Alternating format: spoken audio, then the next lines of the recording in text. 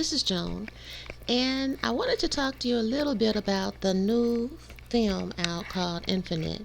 Now, I just watched it, and to be truthful, I liked it a lot. I thought it was really interesting. Part of the reason I liked it was because to me it was like vindication, or at least the thought that what I'm thinking about is not something that nobody else is not thinking about. At least, not in detail, but in general. Okay, as I said before in another earlier video, that I think that there are three kinds of people. There are your empaths. They were sent here by the Most High, in my opinion, or at least in this theory. Then you have your narcissists, sent here by the Most Low. And then you have your general population who is here to be tested to decide which way they want to go, because the narcissists and the empaths have already pretty much made that decision. So, this film, the film that I'm talking about now, Infinite, stars Mark Wahlberg as Evan Macaulay and Chiwetel Ejiofor as Bathurst, and he is the villain of the film. Now, just to make sure that I get this correct, let me read the Wikipedia premise. Okay, for Evan Macaulay, Mark Wahlberg, skills he has never learned and memories of places he has never visited haunt his daily life. Self-medicated and on the brink of a mental breakdown, Evan is sought by a secret group that call themselves Infinites, revealing to him that his memories may be real, but they are from multiple past lives. The Infinites bring Evan into their extraordinary world where a gifted few are given the ability to be reborn with their memories and knowledge accumulated over centuries. With critical secrets buried in his past, Evan must work with the Infinites to unlock the answers in his memories in a race against time to save humanity from one of their own, Chiwetel Ejiofor, who seeks to end all life to stop what he views as the cursed, endless cycle of reincarnation. Now, right off the bat, I don't believe in reincarnation, though I have read somewhere that if you think that there's anything to astrology, astrology is based on the ideal of reincarnation. I don't believe in reincarnation, but I do believe in familiar spirits. And this spirit has been with your family from the very, I don't know, maybe from, well, I would say from the Garden of Eden, but there weren't that many people. So wherever the beginning of your bloodline is, I think that spirit has been with you. And I think, maybe you have multiple spirits, maybe because it's so many different crossings of bloodlines to make all of us. Maybe it's a dominant one and he kicks all the other ones out. I can't say that I know the details of it because generally I'll tell you from the beginning, details are not my thing. I can give you a general idea, much like a bird flying overhead can tell you there's a trail there that you might not see if you're right there on it.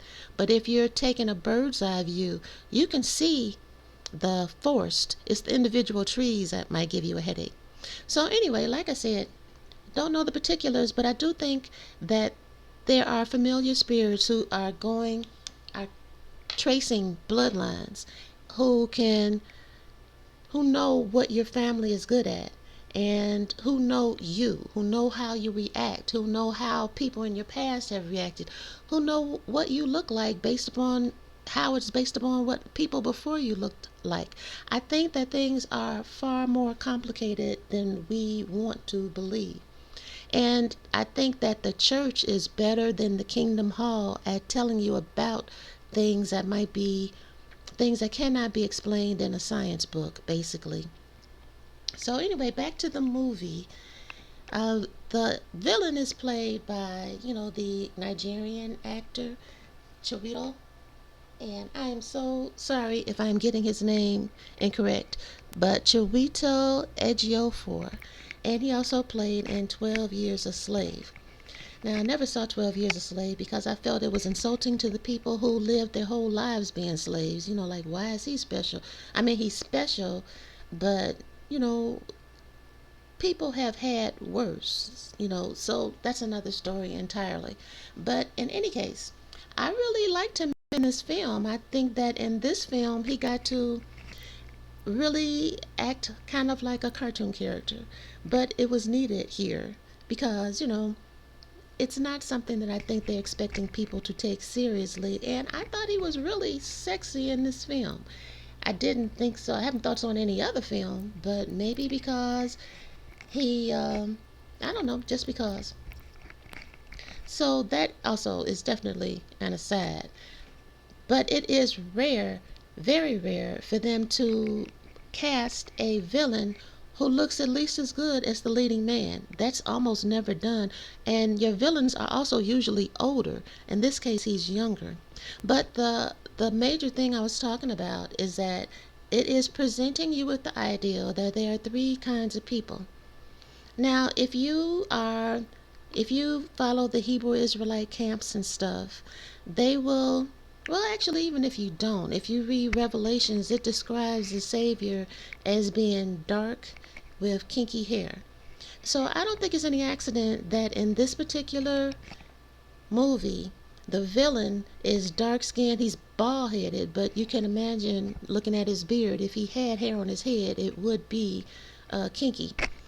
So I thought that was interesting that they cast him as the villain. And also, I think that they also cast it to appeal to black men, and that there are no black women in this film. There, as far as I could tell, just looking at it once, I would say there are not even any mixed women in this film. There's an Asian woman, and there are a few warrior like, efficient, I guess almost like, let's say, evil Stepford wives women in here, and they're all blonde or have, lightish hair, and they're tall and thin. So it's like, oh, okay, I guess I don't know. But in any case, like I said, I think that that is kind of the world that some Hebrew Israelite camps are looking for. I mean, because the women here, except for the protagonist, she wasn't his girlfriend, but helper or something. That would be Sophie Cookson, played by Nora Brightman.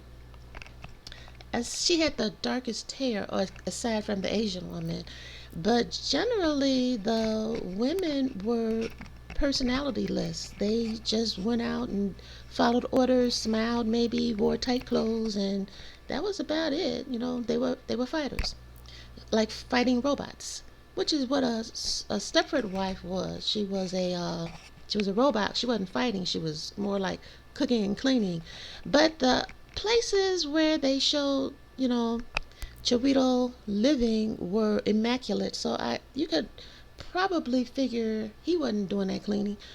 But also, that is an aside.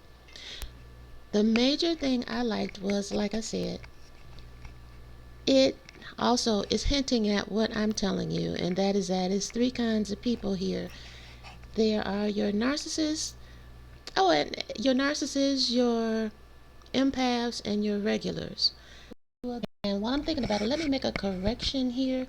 I do recall one black woman and possibly biracial child in the film, and this is a spoiler alert, they were burned up. It was a very, very quick scene. Now, the thing about me is, I do think these movies are all telling you something about the past, or what they. In this movie, I think what they're telling you is what they want to happen, and that they're mixing things up. But I do think that the villain here is a Christ-like figure. Now that might sound like, well, look at him. He only likes white women, and he's doing this, that. Well, yeah, yeah, yeah. Like I said, they mix things up. But I think that there's no accident. They went and got someone who fit the description in Revelation for the Savior, and had him playing a role of someone who wants this system to end. What is the Savior going to do when he comes? He's going to end this particular system. So that makes him an enemy of this system. So I kind of feel that way about most films that show you this. Usually it's a monster who comes from another planet, or comes from outer space, and he's down here, like Cloverfield. I really like that movie, but when I look at it, I think that, well, this monster who's destroying New York for no apparent reason is, I don't know. The savior is the only thing I can think of, only person, entity I can think of that's coming from above that's gonna come down here and wreak havoc. But this is something that you can tell me. What do you think? I have been thinking that since Independence Day, when, I don't know, maybe I'm just a negative kind of person, but there was a part of me that was rooting for the whatever that thing was that was bothering everybody. Not that I want to see people die, but I don't know. Sometimes it just seems like I said, I guess from my religious background, maybe taken to an extreme, I just tend to think, well, I don't recall anything talking about something coming from heaven destroying stuff that was bad, because it's only destroying um, things that are trying to destroy the righteous people. But again, please let me know what you think. So, yeah, I do think that the film got pretty negative reviews, which is not surprising. I tend to like movies that get negative reviews sometimes. But it says release, and this is Wikipedia. Infinite was originally, no, that's not what it, reception. On the review aggregator website Rotten Tomatoes, 25% of 17 critics' reviews of the film are positive, with an average rating of 4.8 out of 10. According to Metacritic, which assigned a weighted average score of 35 out of 100 based on 13 critics, the film received generally unfavorable reviews.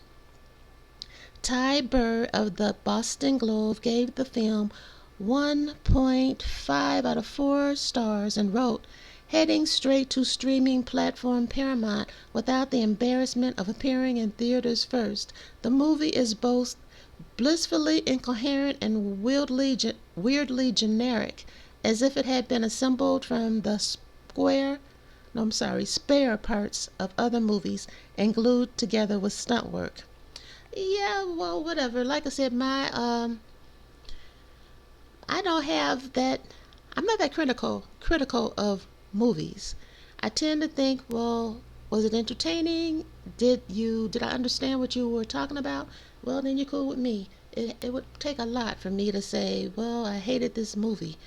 Except for the last movie that actress made where she was a superpower. It was a black actress who had played a maid before, and she was paired up with this other white actress who had made a lot of movies and had a TV series, and they were supposed to be superheroes. That to me was like the worst movie I've ever seen. I couldn't even watch all of it. I just said, I forget this. But in any case, for the most part, I'm not that I'm not that critical. But if you're looking for something that you can, the only criticism I might have is that I wished Mark Wahlberg would stop making wisecracks and just get on with the movie. But he only did that in the first half of it or so.